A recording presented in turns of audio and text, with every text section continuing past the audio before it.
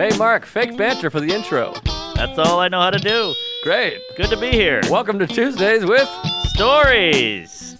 Hit her in the face with a surfboard. And then the duck fell out of his bag.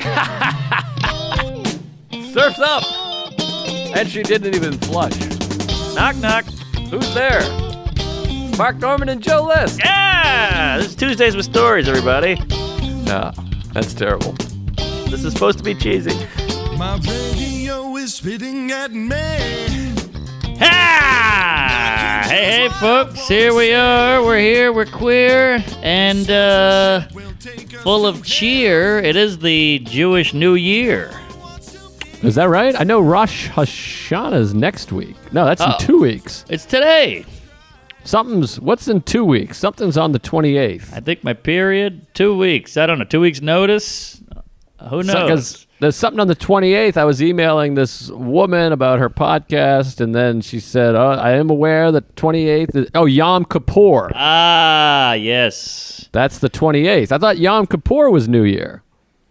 I don't think so. Yamanika. I don't know what Yom Kippur is. Shelby, do you know? You look like a Heb. I thought Yom Kippur was something big.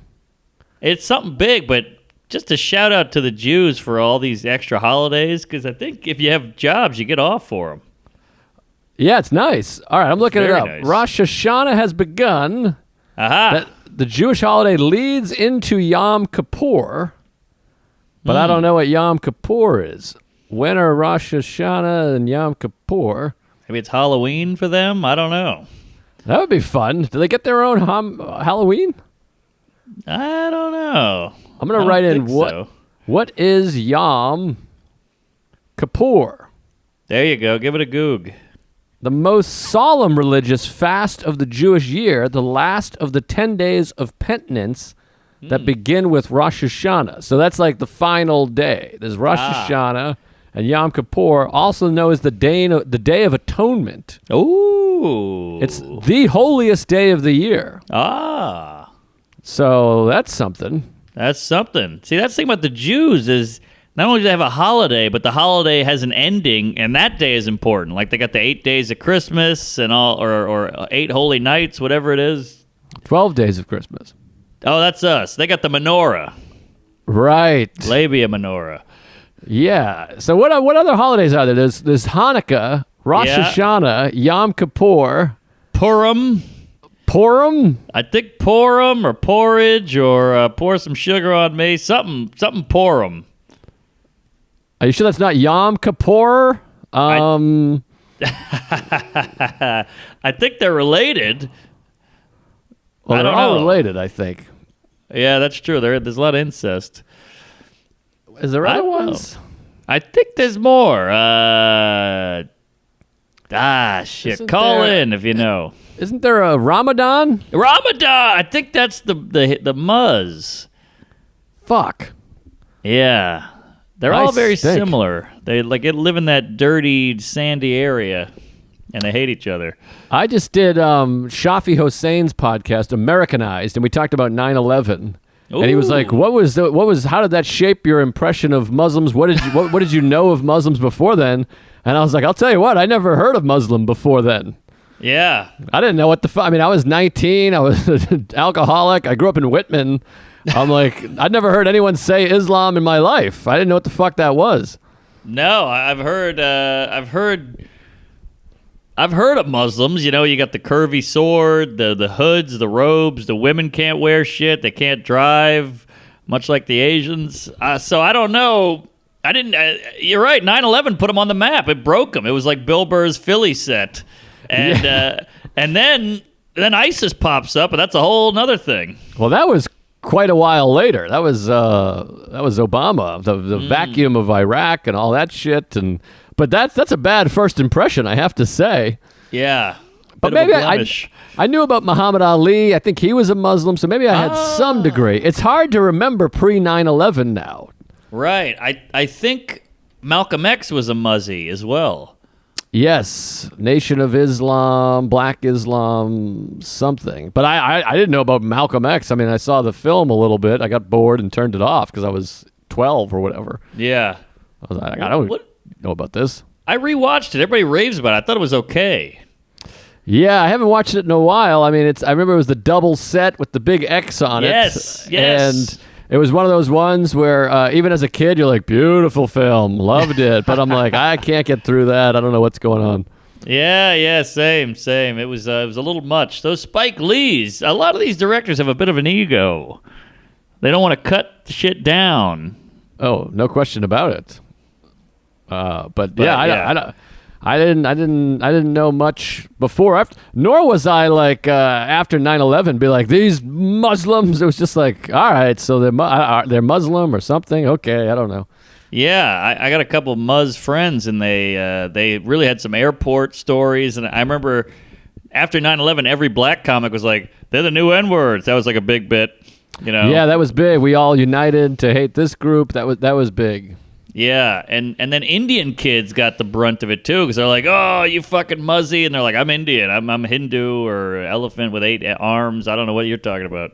Yeah, it was a strange, kooky time. No question about it. Mm-hmm. Yeah, glad that's over. Now everything's great. Yeah, everything's fine now, and Hunky Dory. You ever use that one? David Bowie. What's that? Is that his? That's an album. Hunky Dory. But that's not where it came from, right? No. Oh, that's I like see. a Leave It to Beaver term, but I think he just called an album Hunky Dory. Yeah, what is the metamorphosis of Hunky Dory? Now that's a good question. Maybe it was a lesbian named Dory, and people were like, she's a little hunky. I don't know. I pulled that out of my labia, but yeah, Hunky Dory. Where'd that come from? Yeah, it's not. Some of these things are never explained. Is it Yes. related to Humpty Dumpty? Because those are pretty close. Fun fact about Humpty Dumpty. I read all these facts. Humpty Dumpty in the original story, there's no mention that he's an egg. I don't know where that came from. That just morphed over anal. Strange times. How about Spick and Span? Where's that from? Well, let's not get involved in that. I'm just saying. We're already in touchy territory with the Muslim talk. Sure. We start going spick. I mean, forget about it. We're gonna get shut down. Sure. Hey, I'm not. I didn't invent it, but it exists, and I'm just bringing it up. And span lives matter. So let's just move forward here. Jesse Spano. All right, I got a ton of jizz here to put on your chin. I got a lot of stuff too, and I just got to say this: Jesse Spano, I had zero attraction to. Similar to Gyllenhaal, I'd rather fuck Slater and Zach at the same time than. In fact, Zach's mom was hotter than Jesse Spano. Oh, I don't remember the Morris MILF. Oh, she was a MILF. She had the high curly hair that like came out to here, like one of the Marge Simpson sisters, but it was kind of sexy. Oh God, not into that. But Spano, give her another look, because I think you grow into it. It's like Brussels sprouts. When you're a kid, you're like, oh, get that away from me. And then when you're an adult, you're like, man, it's not bad.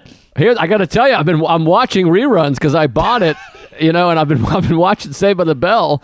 And it's nothing. She's too lanky, which I know is the pot calling the kettle, spick and span. But right, she's a lanky lady. She's got a high waist. Her legs are too long. Her face is too narrow. The hair stinks. Kapowski's a smoke show. Turtle's hot, but Jessie, she blows. I agree. She's a tree. She's 8 feet tall, and I hate the curly hair. And I'm a pot calling the kettle a muzzy. So I'm with you, but again, we don't want to fuck people who look like us. Is that so wrong? I mean, she looks like me. She looks like me in a long wig, basically. And even Showgirls stinks, but Kapowski's really something. Yeah, Kapowski's a knockout, and she got breast implants later in life, which was a big hit on the internet when that was new. No kidding. Yeah. She's something else. Although she has that Val Kilmer thing where some people, the older they get, the wider their head gets. She got wide. Her head got wider. I don't know. Hey, call in. She always had a big head. When you watch those early eps, she had big head, poofy hair, but great body. And those dresses, I was really into those like spandex, super tight, short, one piece. dress thing. Oh. I mean, I just fantasize about like a florally spandexy Jesse spandex, like a tight thing with the long gams and the little sneakers. I mean, it was really something else. I mean, I was beaten off every 5 o'clock TBS. Same. You know who sucked was Tori. Oh, she stinks. But you know me. Uh-oh. Looking back now, I wouldn't mind having her with that leather jacket, the bike helmet. She lifts my ankles and jerks my cock into my own mouth, and then sticks a motorcycle boot up my ass. I'm kind of into that. All right. A little hunky dory, if you ask me. Hunky Tori. She was a little bull dykey. I hate to use the term, but I don't like the helmet. I don't like the boots. We got a chain wallet. Get out of here. What are you, a biker? Come on. But every once in a while, that's nice. I picture her taking the American flag from the classroom and sticking it right up my pipe, and you know what I mean? And Sure. saluting and. God bless America. I get it. Well, I got a couple of angry things I got to get out, and I got a couple beautiful things, and I got a couple weird things. Well, All right. what do you got there, Fatty? I got a few of those too. I mean, let me just start with one angry. I'll lead into your angry because I got a little thing that's right up a classic Tuesday. All right, I got a bone to pick, an axe to grind, and a dick to suck. So you go. Great. I got a nose to pick and a dick to be sucked. So All right, I'm ready. So listen to this one. This is like mind-blowing, sign of the times, entitlement, all the bullshit. Oh boy, I hate it already.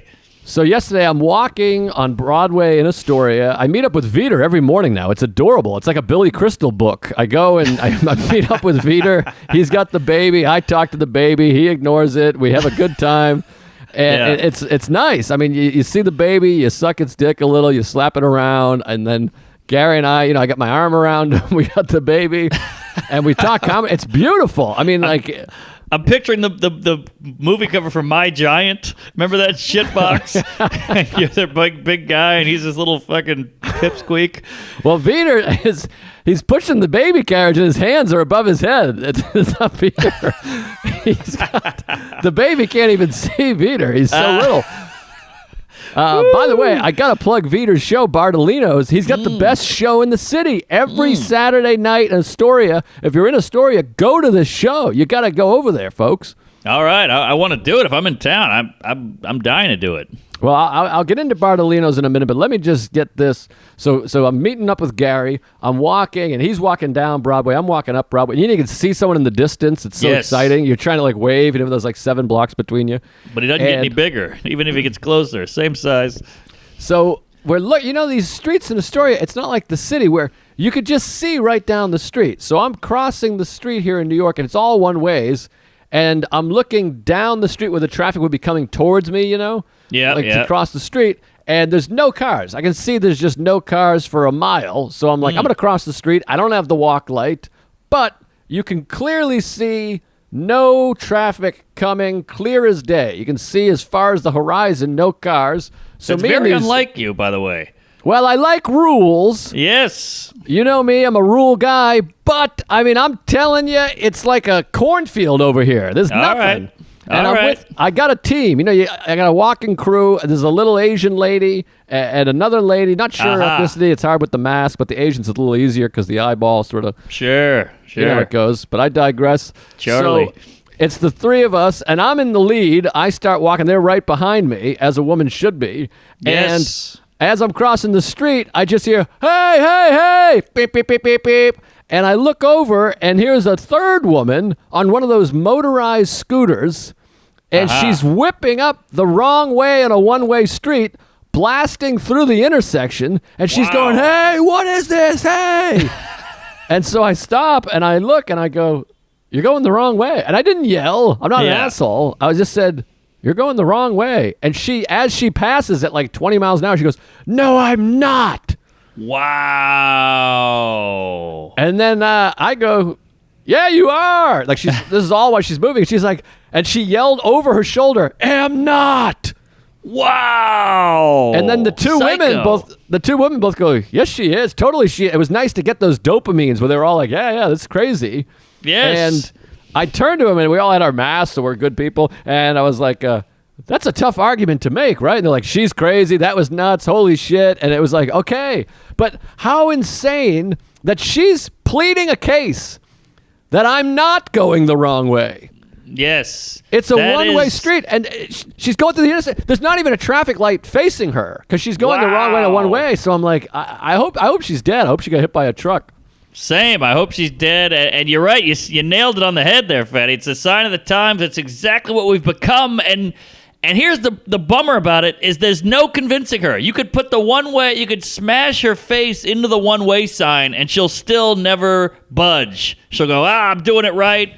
I'm doing it my way. My way's the right way. Truth to power, BLM, whatever the fuck. Like, but it's the wrong way. It was very strange, and you know, I admit we were jaywalking or whatever, or crossing against the light, but there's no cars coming the right way. You don't even think to look that way because there wouldn't be any cars coming. That would be psychotic.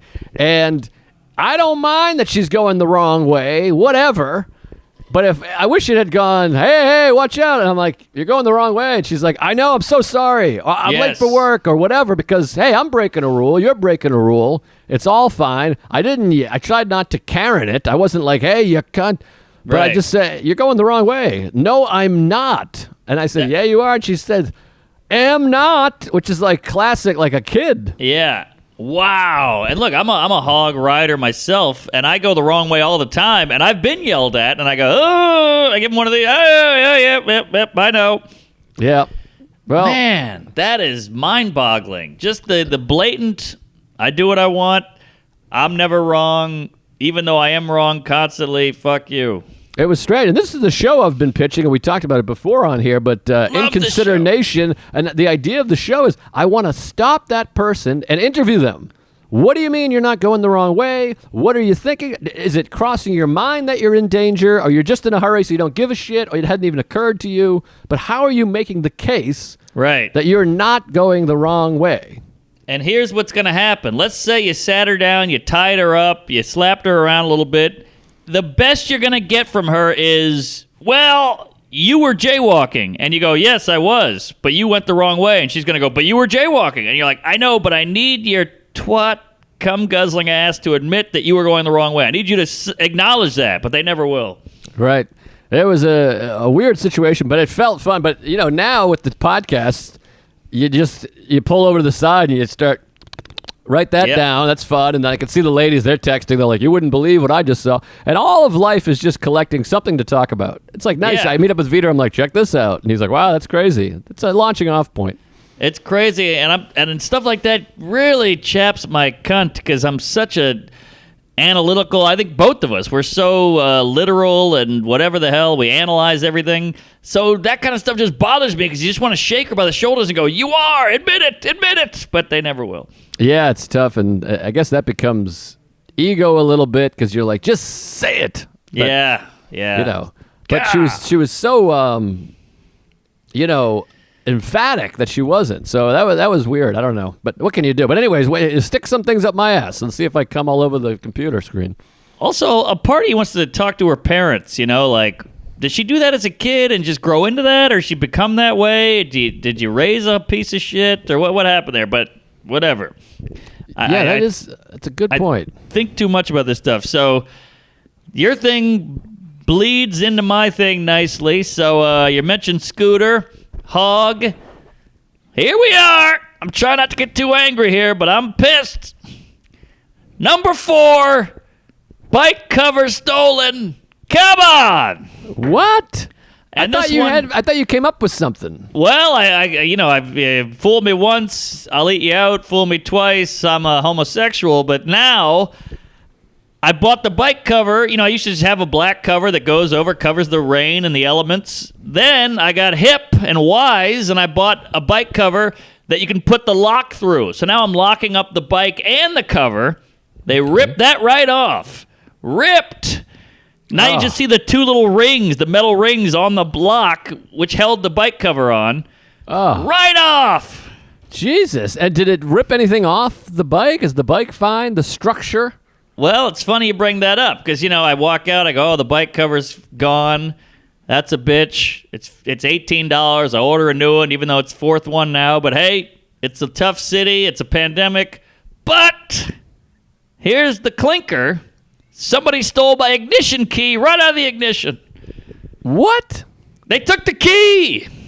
They took the key, but not the bike? No, well, the bike's locked up, so I guess they couldn't get it off. But I talked to the super. He's like, that's crazy. I talked to a bike repair guy. He's like, I've never heard of that, because it's like stealing just a car key. The car is in a garage or whatever, but you just take the key, and now I can't start the bike. Well, they do it just to fuck with you, I guess. It's like taking someone's antenna and just whipping it into the bushes. That's what it is. I even walked up and down the street, like maybe he just took it out and chucked it out of anger, or like, fuck this guy, like a drunk teen or whatever it was. And I'm clueless. I called a bike guy. He's like, well, you could either call the Garelli manufacturer, see if they can make you a new key, because, these keys aren't just willy-nilly. It's like a specific key. And the bike is 30-something years old, so it's a whole thing.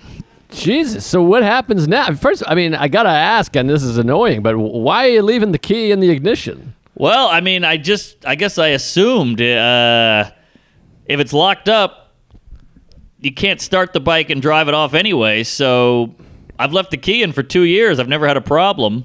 But I guess with the cover off, now the bike is exposed, and the rest of the bike is fine. It's in ship shape, but just that key is MIA. It makes you wonder if someone's fucking with you, if they've seen you go up the wrong way, or they saw your act, or you know what I mean, or you took a shit in their toilet. Like, what the hell is this? I know, it's mentally fucking me up. So I'm getting pretty cool with the bicycle repair guy. We're chums now, and he was like, I have a kind of a master type key I'm gonna send you. And try that. If that doesn't work, we have to take out the whole wiring and rewire it and put a new key in and all this shit. So that's where we're at now. Oh, my God. This is brutal. It's almost like you got to just take it in the house, hang it on the wall like Seinfeld, and exactly, and have it just be a decoration and a memory, and buy yourself a vehicle. I know. That's where I'm at. Like, this city cannot be trusted. I mean, look, I get it. It's the busiest city in America, and I've got a bicycle sitting on the fucking public sidewalk. But Jesus H. Anal, I'm really getting up the pooper on this hog. There's a new thing every week, and every time I go out to do a gig in whatever city, I come back, and right when the Uber pulls up to my house, I'm like, what's going to happen? Is it going to be spray painted, jizzed on? Is it going to have a swastika on it? Like, I don't know. That's awful. I feel for you. That's brutal. I mean, we talked about it last week, the garage spot from my car. And even that's weird, having the key to my car live at a parking garage. Right. And you just hand it to a guy, and I'm always afraid of Ferris Bueller. I walk away. I walk backwards, because I'm waiting to see him just fucking peel out of there in my 20. These Sentras are a hot vehicle for the young kids. Sure. You can get up to 48 in that thing, but do you slightly? I know you feel better, but is there paperwork so if something happens that's on them? I got to assume I could sue them if something happened to my car. I mean, like, I would think. I mean, I'm handing them my car. I signed some things. I didn't read the shit. I've never read anything in my life, but so I assume if they lose the key. Like you, these keys now, they're K-fobs or whatever the fuck it's called. They cost like $500. So yeah, hopefully it's all on them. good. Yeah, if they lose that ain't cheap.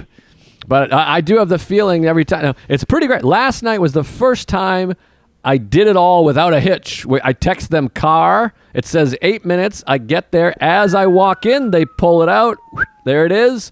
I leave, I come back, I leave the car, I say, take care. And I'll tell you, driving over that Queensboro Bridge, knowing I don't have to look for parking is so beautiful. I can't even describe it. P-O-M. Yes, Pussy of Men. That's a hell of a film with Clive Owen. But yeah, peace of mind, baby. That's what you're paying for right there. But it's just such a jizz rag when I'm out in Jersey and I'm driving with Doug Key to do the Stress Factory, and you just see all the houses with their driveways and their 2-car garages, and you go, man, yeah, I get it. Yep. How ironic that you're with Doug Key. Oh, man. Good call there, Sloppy Jalopy. But yeah, it's hard not to think about. I mean, even here now, we got lucky with the downstairs, but like there's no stairs connecting it, so it's still like a different apartment. The toilet's running all day, and there's no place to park and all that shit. You want a yard. I mean, wouldn't you kill to smoke cigars in my backyard? Oh, that would be lovely. That'd be lunch. We get a fire pit going and then roast a mallow or something, talk shit. That'd be great. Oh, yeah. So, well, all right. So what else you got? Because we're already fucking halfway through the show here. I want to hear your axe to grind. You still got a nose to pick and a guy to fuck.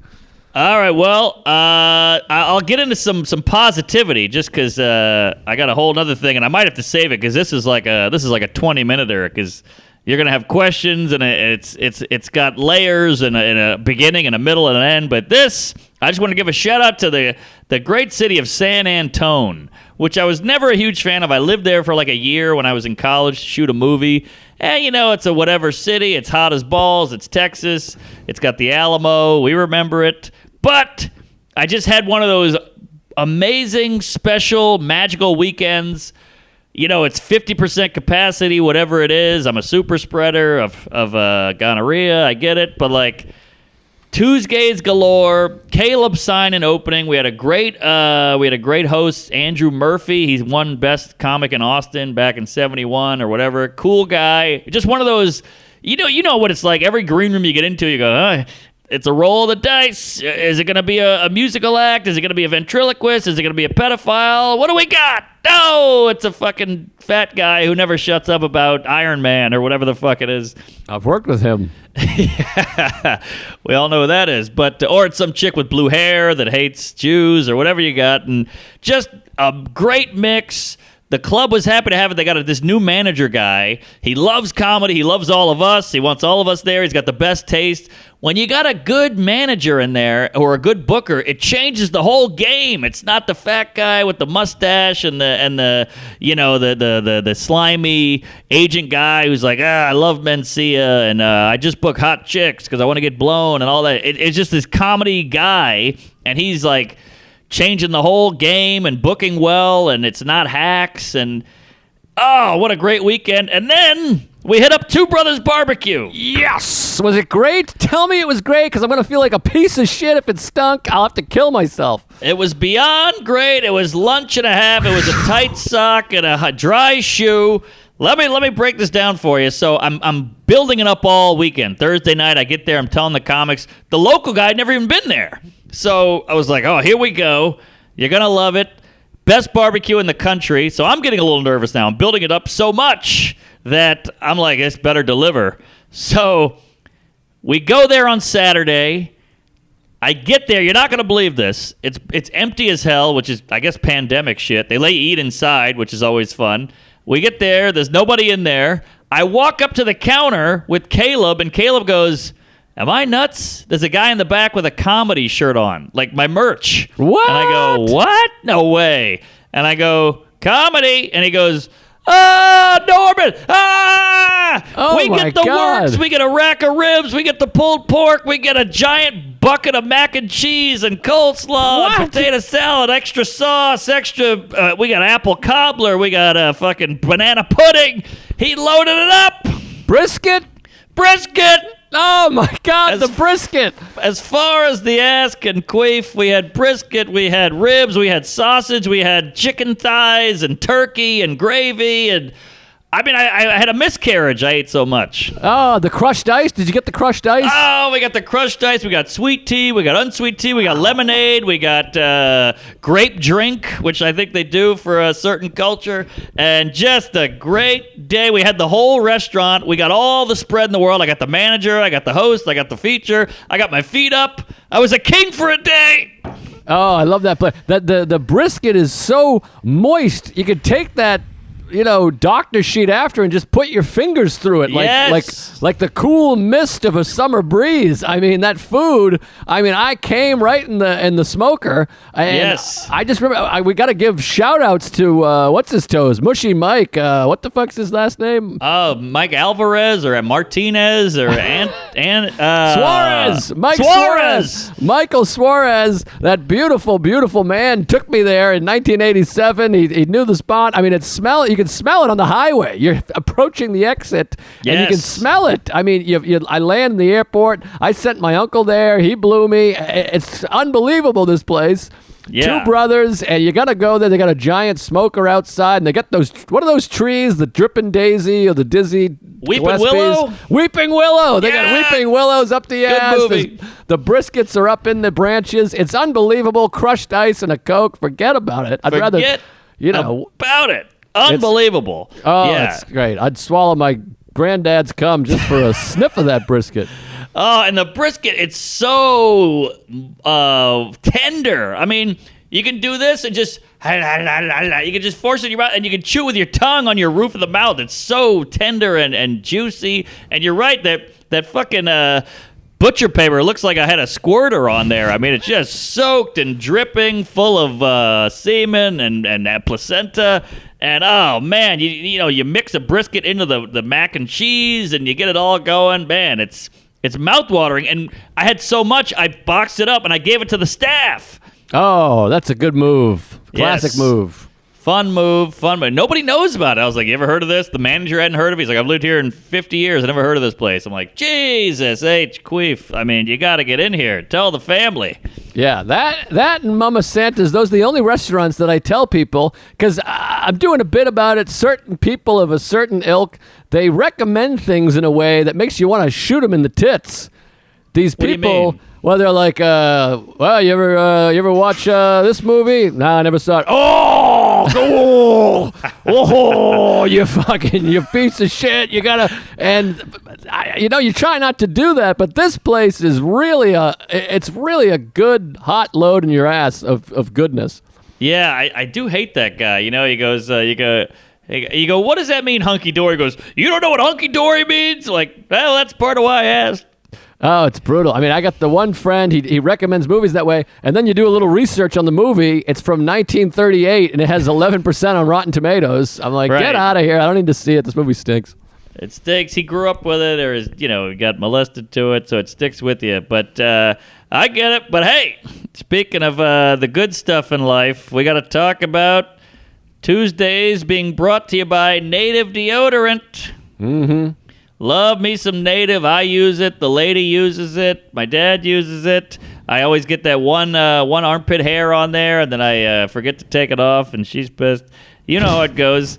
I believe reading labels is key. Want to know what you're getting when you buy something? That's why I love Native. It's the best. It's not too pungent, but it's not nothing. It just leaves you fresh and feeling good. Aluminum forms a plug in your sweat glands to keep you from sweating. That's why Native never uses ingredients like aluminum, parabens, sulfates, or talc. I hear talc is bad. Talc stinks. It's made with ingredients you've heard of like coconut oil or shea butter. You got to get on it. With over 10 scents, including rotating seasonals, Native has something for everybody. Wow, that's nice. Their most popular is coconut and vanilla, lavender and rose, cucumber and mint, citrus and herbal. I like the lavender. That's me, but I'm a trans woman. So you tell the people what to do. I agree. I like lavender and rose. I mean, I'm always wearing lavender and rose. You know me. They call me L&R. Yep. Do what I did. Make the switch to Native today by going to nativedeo.com/Tuesdays, or you use the promo code Tuesdays at checkout to get 20% off your first order. That's nativedeo.com/Tuesdays, or you can use the promo code Tuesdays at checkout for 20% off your first order. Isn't that something? And by the way, Tuesdays with Stories is also brought to you by Talkspace. Yes. Imagine having a personalized, judgment-free support system available 24/7 for as little as $65 a week. That's less than I pay, I can tell you that. Oh, yeah. I got a therapist. I love my therapist, but I got lucky. I mean, I talked to so many people. I say, do you go to therapy? You go to therapy. They say, I can't find one. I can't afford one. Nobody can afford a therapist. And people have a hard time finding a therapist that fits their needs, suits their needs. And our therapist is all booked up. So you got to go check out Talkspace. This is a killer website. I'm proud to have these guys as a sponsor. They'll match you with a licensed therapist who will be able to reach out to you 24/7. That's right. Whenever something is on your mind, you'll hear back 5 days a week. And there are other benefits to online therapy, too. It's affordable. Talkspace is a fraction of the cost of in-person therapy. 1 month on Talkspace costs about the same as a single-person in-person appointment. Yeah, you got that right. It's actually cheaper than what I pay as well, and you can all have your own personal Alan. We all need somebody to talk to, and Talkspace wants to give you the licensed support you deserve at a price you can afford. Just for our listeners, you can get $100 off your first month with the code Tuesdays, plural. That's 100 clams off. I mean, this is a steal. To match you with your perfect therapist, go to Talkspace.com or download the app and use code Tuesdays to get 100 smackers off your first month. That's Tuesdays, Talkspace.com. All right, I actually took a photo of the food, and I'm going to send it to you. I don't know, Shelby, I don't know if you can put this on the YouTube, splice it in just so the folks at home can see what kind of meat I'm slinging here. But it is juicy, scrumptious, and just downright fuckable. Yeah, what a nice time that must have been. I can't wait to go there. I got two separate heckle stories. I got a lot of crazy stuff going on over here. Wow, the world's coming back.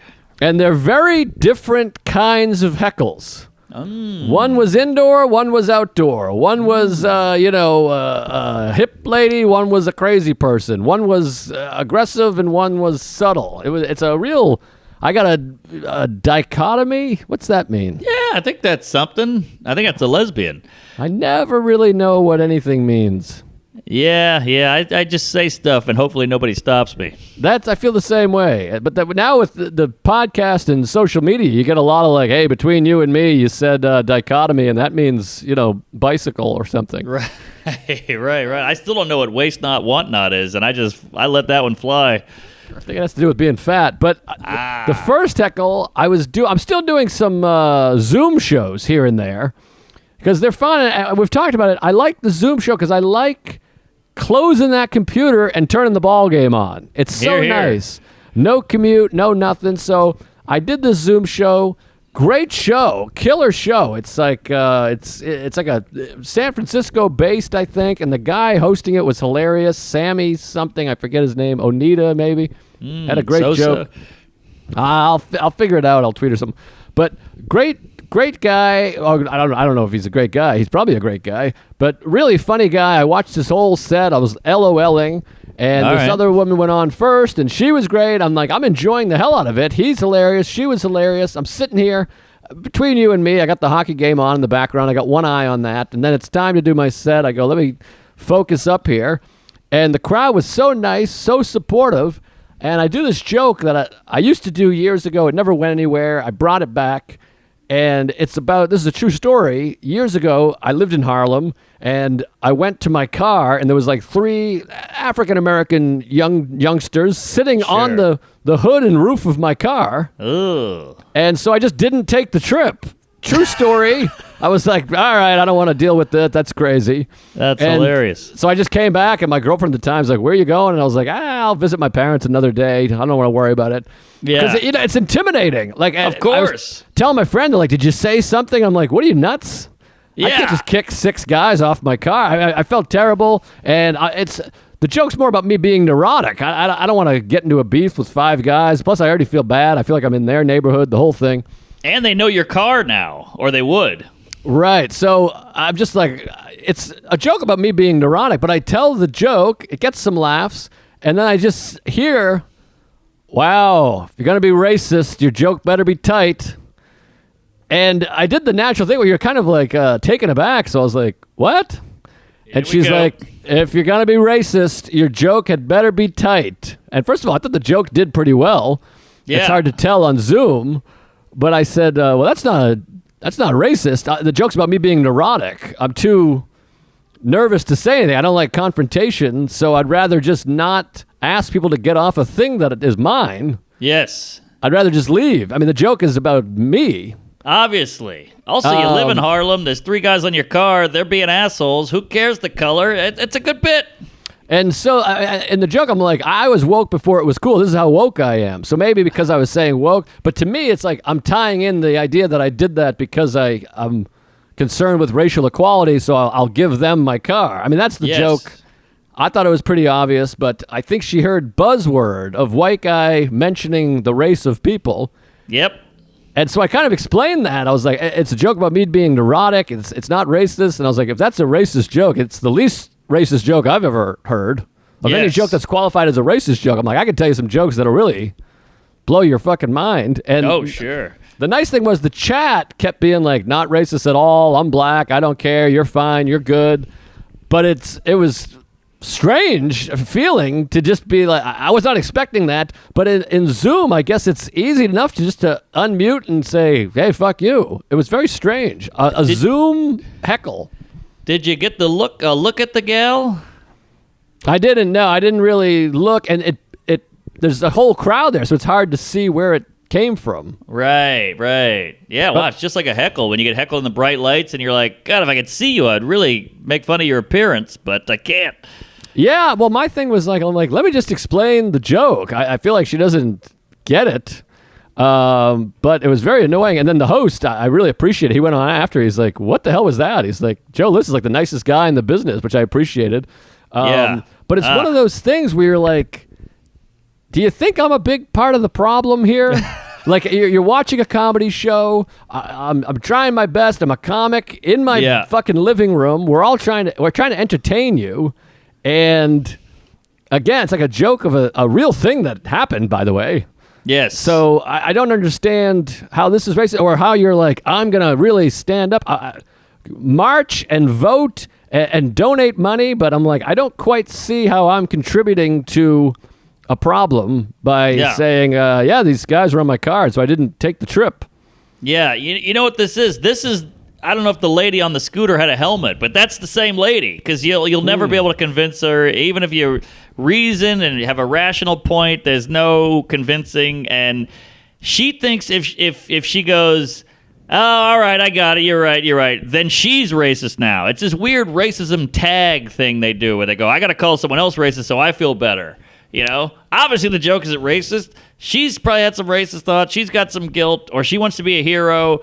And you're a honky, and you were probably getting some chuckles. Maybe that didn't rub her the right way. It's clearly an internal thing, strife going on, and she's got to hit you with it. Yeah, it was a bummer. I mean, it didn't worry me too much. It was one of those things where you hang up and you're like, that was crazy. No, but whatever. That worries me. So last night, I'm at the Stand, and you've been to the Stand now. It's like killer. They have like an insane show outside. It's like a regular comedy club. It feels just like a regular show. Yeah. Except every once in a while, in the middle of my set, I'm doing well, trying some new. Here comes a crazy street person, because Union Square is right there. There's a whole Skid Row there. There always was. I haven't been in Union Square because I'm terrified now, but I assume it's still there. And there's a couple hospitals around, but there's this guy. He just starts walking like stage right, like outside of the premises, but right there. I mean, it's the street. You could just yell in there. Yeah. And this guy, he was an unfortunate street person just screaming, oh, yeah, well, you shouldn't have been. You take alcohol, drugs, cocaine, mushrooms. It'll make you crazy. And he's screaming it at me. And I think there's a video of it. I think Ned from Laughable videoed it. Wow. I haven't watched it because I'm so afraid, because I'm like, you can watch me go from like telling puns to like just shaking, where I'm like, okay, sir, take it easy. Yeah. And it was nerve-wracking because it wasn't just a guy heckling. This was an unfortunate fucking drug-addicted street person maniac. Like he could have charged you. He started to, so he came around and he kept yelling, and I had a couple jokes. I was like, well, wait till I get to the good stuff, and that got a big laugh. But then I get nervous because the bigger the laughs you get, the more, then he starts to, what are you laughing at me? Yes. And so I tried to just kind of look at my notes and be quiet so he'd hopefully pass. And then I'd be like, oh boy, okay, or whatever, and making kind of, and the crowd kept laughing. And every time they laughed, they'd be like, what is this? Wah! And then he came around to this side, stage left now, and there's an opening. Like over there, it's kind of fenced in a little. And he moved into the opening, and I've never been happier to see Will Sylvince appeared like a spirit. Yeah. He came out, and Will, the guy was black, and Will was black, so that helps in some way. It makes it feel less racial, and Will's also a fighter and a boxer. And then he came in, and then Paulie, the owner, was there. Adele was right in the middle of it, so they were kind of standing in. And I talked to Will after. Will said, "Come on, man, where are you going?" And the guy kind of diffused the guy a little bit. Yeah. But it was definitely a moment where I was like, this guy could run at me, and I'm going to be in a situation here. And I mean, I can handle myself, but again, it's like this guy, I don't know if he's on PCP or crack or what the fuck he's on. Sure. But he was living in the street for sure, and just like one of those guys. And I kept saying to the crowd, I'm like, stop laughing. I'm trying to de-escalate this here. Yeah. And so it was really weird. And eventually he kind of wandered off, and they were like, you're good. But tough to recover from that. You try to go back into like, boy, you ever watch a movie with a friend and he's snoring? Like, it's just this weird thing. So that was spicy, but two very different heckles. Very different, yeah. And I mean, I hate to say it, but there's a lot of connection between the Zoom coups and old hobo Harry over there. I mean, it's just crazy people who kind of want attention. You're getting attention. They want to be louder. And last thing I'll say about this cum guzzling skank with the racist thing, I think a lot of people think if they call someone racist, they're automatically winning. Like, I can't be wrong. I'm doing social justice. Why would I be wrong? But it's like, yeah, first of all, you're watering down the word. Like, I know you think you're a hero, but you're that's an important word. You're kind of taking the teeth out of it, and you're just using it willy-nilly for your own benefit. Whereas, I don't know, a black person might actually feel a certain way, and you're just taking his oppression. I don't know. It really bugs me. They think they're heroes. They're bad people. It's a strange time. Yeah. You can't. You can't prove. That's the other thing about racism. You can't really prove it. We need like a racism meter. Where you can be like, no, whoop whoop, that guy's good. You're wrong. Well, that's what's nice about her saying it's a racist joke, at least, is you could be like, well, here's the joke. This is what I'm thinking with the joke. Yeah. And I'm open to being like, well, maybe it's racist, but I'm like, I'm just telling you a thing that happened, and pretending that I'm not afraid to confront the people and acting like I don't get it. I disagree strongly with the lady's feelings and opinions. We all do. And I had a thing on Instagram where you post a tweet that you put up, you put it up on Instagram, and I put one that said, statistically, we've probably had a gay president. And, it's like, oh, that's fun. Oh, I never thought of it that way, whatever. And then this one guy was like, look, dude, and it was like this long one. He goes, look, dude, I'm a fan. I like your stuff, usually, but I'm sensing a lot of hate you're putting out towards groups that are traditionally oppressed. And I was like, man, how deep do you have to dig to try to find some, blemish on my record or on this joke? Like, you're really mining for some kind of what is the word? Bigotry or whatever. Like, what are we doing here? You're teetering on something. Why? I'm just saying statistically it's interesting. I'm not shitting on gays. I'm not saying they shouldn't be president. It's like, dude, you're really looking for it now, aren't you? Right. Yeah, that's I don't like that guy one bit. I think he stinks. That doesn't make any sense. Doesn't make any sense. Get out of here. You're bordering on being offensive towards, like, you need to stop being this way towards groups that are traditionally oppressed. I'm like, so we can't talk about groups that have been traditionally oppressed. So I can't do a gay joke or a women joke or a black joke. It's like, what are we doing? That just cuts out a whole sect of comedy, a large sect, mind you. Ah! Premarital sects. There you go. It's a sin. But I don't know. It's just like, part of me is like starting to type, like, let me talk. Nah, fuck it. What's the point? This is on Instagram. Who gives a shit? This guy hates his dad and fucks his mom. Yeah, not worth it. But it's vexing. It's puzzling. It's frustrating. It's all the social media. Did you watch that Social Dilemma business? I haven't. The lady really enjoyed it, and I'm too scared because I think I agree. Yeah, it's really wild, but that's what it's all about. It's all about this thing, and now you're arguing with this guy, and that guy is now consuming your thoughts, and it's no good. It's all a waste of this time and energy. I know. It's crazy. Like George Carlin, I read his book, and he had this whole thing about how, isn't it weird that in the 1920s, everybody's just walking around, and then in the 1950s, there's TV and radio, and there's just radio waves going above your head, zillions of them all day, every day. One day they're there, one day they're not there, one day they're there. I'm not saying that means anything, but it's just kind of interesting. And I feel that the same way about thoughts. Like in the 90s, we were just walking around going, I got to lose some weight. Women don't like me. I got a zit. I shit myself. I wet the bed. But it wasn't like all this extra shit. Right. Yeah. Just So it's a whole there one day. A whole new world, a new disaster in my tits. Yeah. Just but crazy anywho, that didn't exist and now it does. It's just there and it's taking up brain space. But yeah, it's a weird time. It's bittersweet though because you can learn to play the piano. You can look at a tutorial. You can look on YouTube how to tie a tie. I don't have to call my dad who won't answer. Yeah, but it makes it harder to do all those things. In the old days, you could learn piano. Now they claim you can learn piano on the YouTube, but you can't. You just get distracted by the other shit. So that's a bunch of hogwash, if you ask me. Well, I mean, you got MapQuest. I mean, how often do you use your maps? I see. Those things is nice, yeah. Venmo and iTunes and all that. You don't have to go buy the Boys to Men album. You can just pop it in. Yeah, those things are nice. But we got by without them. That's true. That is true. It's confusing for sure. I mean, but we're able to do this. Look at this. We're talking and we're in different neighborhoods. Yeah, bittersweet. But we go too far. Everything goes too far, and we got to push it back. Click it back. Hopefully, it's not too late. But let's get back into some positive notes here. I feel like we're going down in the dumps. We're talking these kids these days. We're talking all this shit. I feel like we're going to lose people here. All right, you're right. It just bugs me. I just see through all this bullshit, and I feel like everybody's just kind of. It's almost like a brainwash where they're like in it and they can't see, and then it's like you think, all right, in 1920 that guy was walking around with a hat on.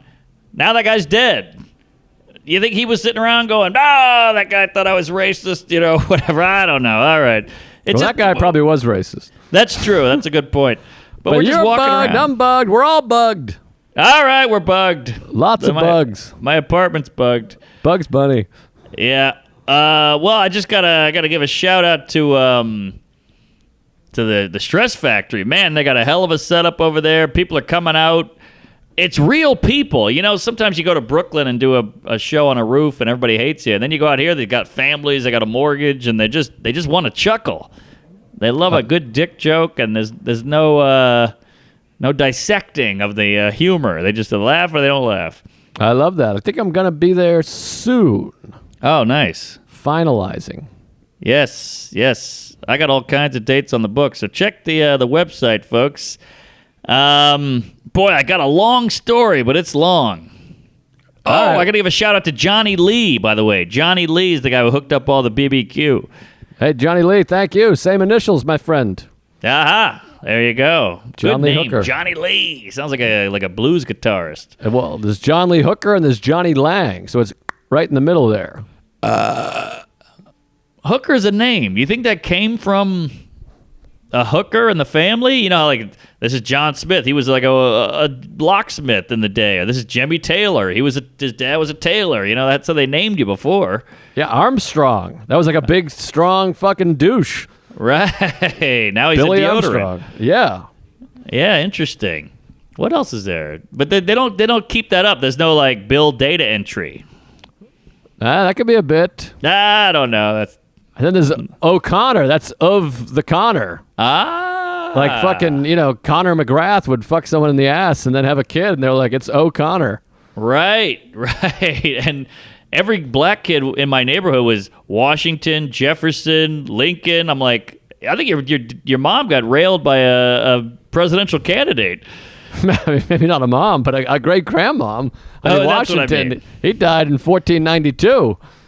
Sailed the ocean blue, and he got blue. And Well, so should I tell this thing, or yeah, you go because I'm going to save how this. long is your long? We gotta. I mean, it's going to be minutes. a 15-minute at least.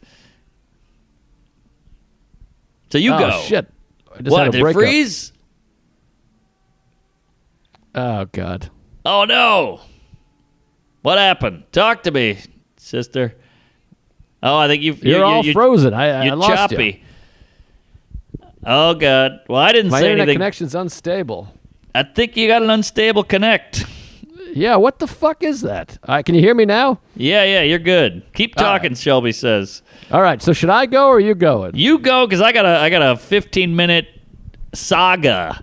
All right. I'll tell a quick one. It's quick-ish. We got 5 minutes here, and then I got to go to the Jersey. You got to go to Jersey. Oh yeah. I don't know what All the right. I don't know what the fuck's happened with my Wi-Fi here. Uh-oh. Well, you're coming through crystal clear for me. Just every now and then you Michael J. Fox it a little with a...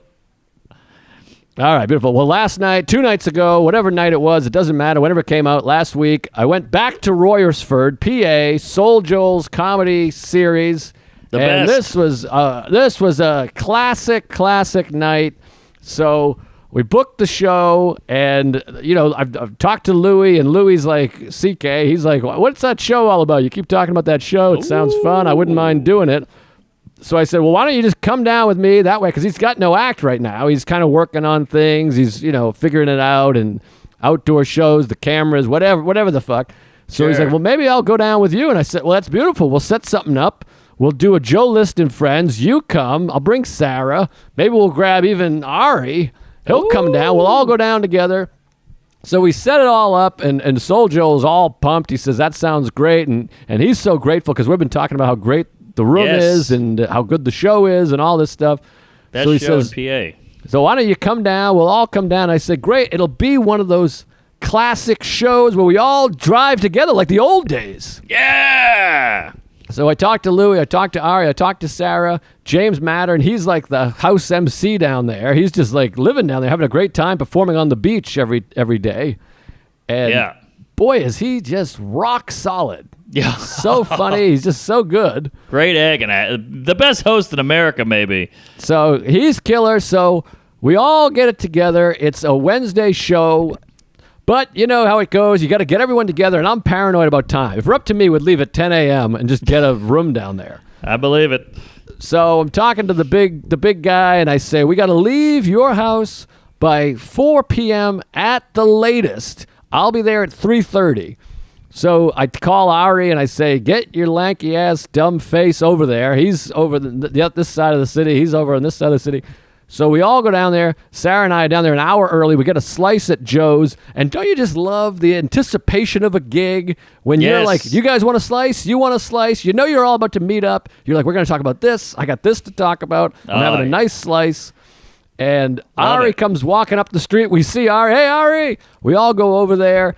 And Louie's behind. He's like, I got to jump in the shower, the whole thing. But you hate the jump in the shower guy. Hate the jump, and he's the big celeb, so you gotta pamper him and wipe his ass. It's a whole thing. Got a pamper, so Jerk we off walk in around front the block. We try a new coffee place. We get some sweets. It's beautiful. We meet up with Sweet Lou. We go over. We get his car. He's gonna drive. He's got a big SUV. He goes, I'll drive.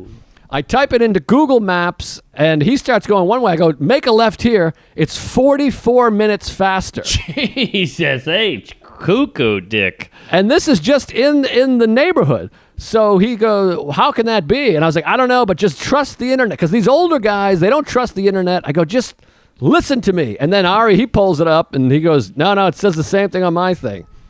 So I go, make a left here, a left here. We're saving 45 minutes. Jeez. We get to the entrance of the tunnel.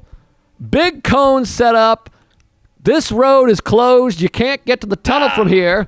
It didn't get scooped up by Google Maps. Right. So that's why it said 44 minutes slower. The Google Maps didn't know.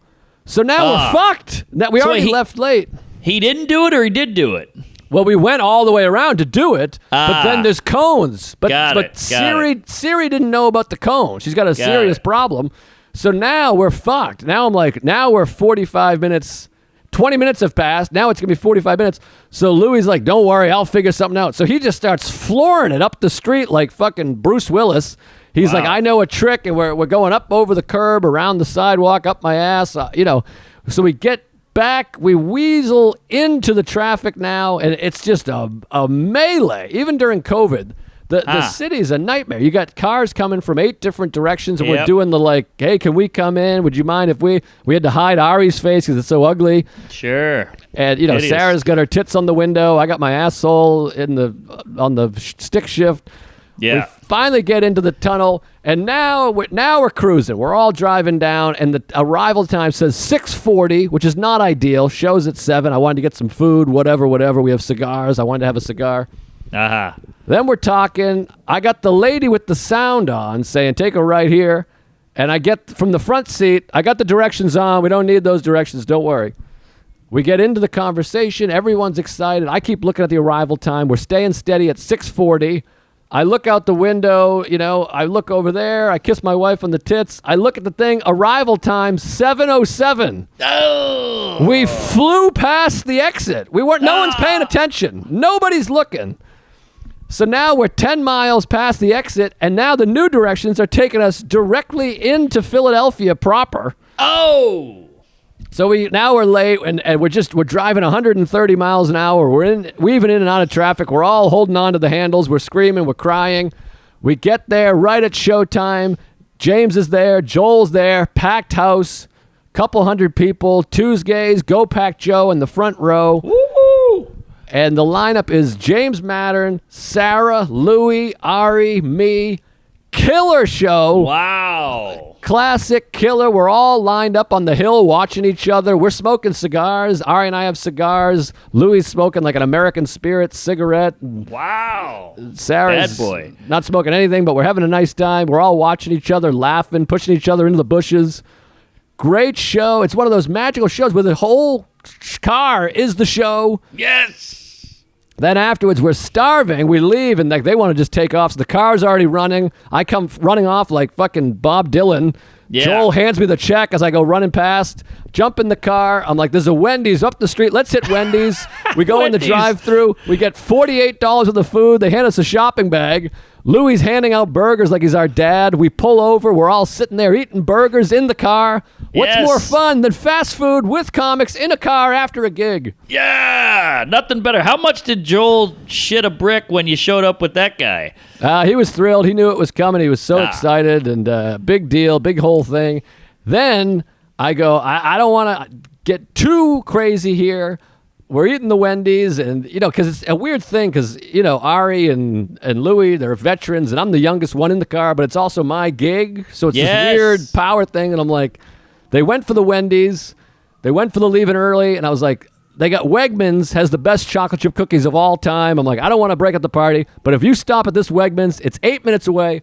I'm buying everyone chocolate chip cookies. Yeah. And I'm like, come on. Everyone goes, yeah. He goes, we'll do it. Everyone goes, yeah. We're all going nuts. We go to Wegmans. I buy a stack. Every chocolate chip cookie they had left, I bought a stack of them, handed them out like fucking Santa Claus. We all Wow. sat in the car eating Wegmans chocolate chip cookies. We got chocolate and shit and cum all over our faces. Woo. We drive all the way back. The Holland Tunnel is closed eastbound. Keep that in mind when you're going to Jersey. It's just closed. So we had to go up and around and find the Lincoln Tunnel. We missed the tunnel. We hit a parking lot. We hit a speed bump at 60 miles an hour. Everything went flying. Cookies everywhere. Woo, this- Wild night. This is like a John Hughes film. It was insane. I said that exact same thing. Come on. I said that. Then we get through the Lincoln Tunnel. We drive all the way back down to Louie's house. Right as he's going to pull into his garage, he goes, what am I doing? I'll just drive you to Queens. Oh. We're like, what? Come on. And he's like, Ari, you got to come with me. I want you to keep hanging out. So we we drive over the Williamsburg, around the BQE, drops us at his house. They take off. We come in. We eat our second cookies. We 69 till we both come. Best night in comedy I've had since Sinbad had that thing in the Caribbean. Wow, what a tale. And you really spun that yarn, baby. That was great. I'm Well, hard. there's more details, but we ran out of time. We got to go to Jersey and the whole thing. Well, are you going to Jersey? Are you driving back and forth? Yeah. Doug Key's driving. I'm going to meet him in a minute, and we're going to come back after the late show. Oh, all right. Well, go down early tomorrow. We'll be on the beach. You should come down before the show. That's a great idea. It's going to be 60 degrees, but we could hang, play cards, have a cigar, fuck in the ass, or whatever. How far is that from this club? I don't know, but it's a lot closer than the city. Here. I'll look it up. Look it up. Shoot me a text and bang your dad. Good stuff. Check our websites. Watch our special. You hit 1 million. Congratulations. Big 1 mil for the fat man. And, albums. Patreon's cooking. I just put up an hour queef. We got a fucking Stranger by the Lake Jizz Fest all over that. So, check it out. Get on it. Tell a friend. And go gay. Yeah, great time for the Patreon. We did another bonus, too. And then September 26th, this Saturday, I think, I'm at Worcester. Woo-ha-ha in Worcester. So check that out. And then we got the other thing, the Fairfield Comedy Show, October 11th. That's both of us, Sunday. Yes, co-headlining. And I'm doing SoulJoel's again, I think October 21st, but I could be wrong. Check the site. And, I'm all over Connecticut. We're doing gigs, folks. Come see us. Yeah. All right, beautiful. Good stuff. I got to run. Praise Allah. Bye-bye. George is saying cut it.